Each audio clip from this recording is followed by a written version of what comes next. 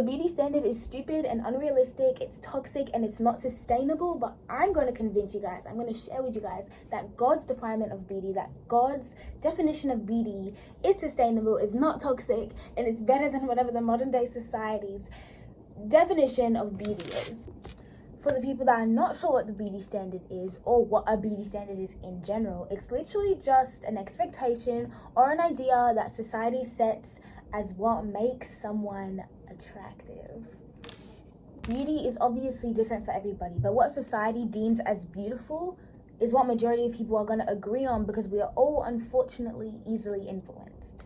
Why I say the beauty standard is unsustainable and unrealistic and very stupid is because certain features that are popping these days, like having nice big full lips or straight teeth or really clear skin or a nice body, stuff like that, at the end of the day, yeah, that can be cool, but this is why the beauty standard is very stupid, because there's a new trend every week, something that you could have been insecure about or worried about today. Watch that be the thing that everyone hypes up next week, because the beauty standard is unsustainable. It's never really one thing set in stone.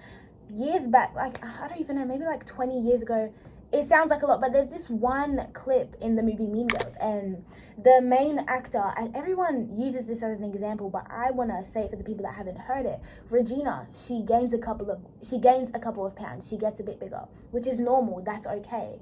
And her bum gets a bit big. And everyone's like, oh, you're so fat, blah, blah, blah. You have such a big bum. You're so fat. That's disgusting. That's where you're going, fat ass.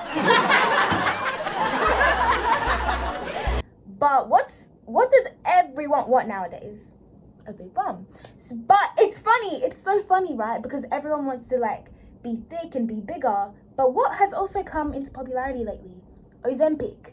Guys. As for other features I listed, like having nice big lips, which was not a cool thing to have a couple years ago. Like, everyone got flamed for that. People that had big lips got flamed for that. Anyways, everyone got lip filler to get big lips, but what are people doing now? Getting their lip filler dissolved. So it's very unsustainable and it's unrealistic because people be changing it every single week. And for stuff like having straight teeth, people got bullied for having guys. Me personally, I had a really big gap in my teeth. I begged my parents to get braces. And then as soon as I get my braces off, everyone wants to be talking about the London look. Like, it's so unsustainable. And I really want to convince you guys that you're fearfully and wonderfully made. And comparing ourselves to these fitness gurus, these influencers, these celebrities, it's only going to waste our time. And thinking nonstop about the beauty standard and worrying about, oh, what's going to be trending next week? Oh, do I look good enough? Blah, blah, blah. Like, yes, that's normal. It gets to our head. But when I was heavily consumed by my thoughts about the way I looked or comparing myself to other people, like, trust me, I dealt with insecurities, and I still do to this day. But something I learned when I gave my life to Christ, I was like, I'm fearfully and wonderfully made. But then I kind of deeped it in a way, and I was like, okay, the God of the whole universe made me. But the same God that made the planets and the stars, the moon, the sun, all these things are beautiful. They're all gorgeous. We all go look at the sunset. We all love seeing a full moon. We all love looking at planets through like the little telescope thingy.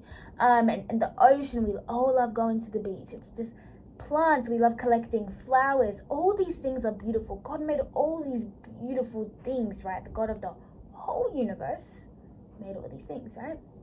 Okay, I got that point across. God made all these things, but then he also chose to make me. He chose to make me. No one else looks like me. No one else is me. And yeah, I could have a doppelganger, but no one's going to have my personality. No one's going to have my body. This is who I am. And I learned to accept that. And I was like, the God of the whole universe made all those beautiful things. He called them beautiful. He made me and he called me beautiful. And that was enough for me to really help clear my mind when it came to battling with those mental issues about the way I looked. And so the next time the enemy tries to trick you in believing you're some sort of ugly gremlin, which is not true, you're not an ugly gremlin, but the next time he tries to put those thoughts in your mind, remember that the God that made everything that exists, everything, made you and looked at you and said you're beautiful and gave you a plan and a purpose and gave you an amazing future that the enemy knows nothing about. That's how slow he is. He doesn't know your future. He can only try and come for your identity, which can slow you down into receiving that blessing in the future. He can only try and just put these little thingies that are gonna slow you down, but he doesn't actually know. He sees the potential. That's why he keeps pressing you. But I promise you, there's nothing wrong with the way you look.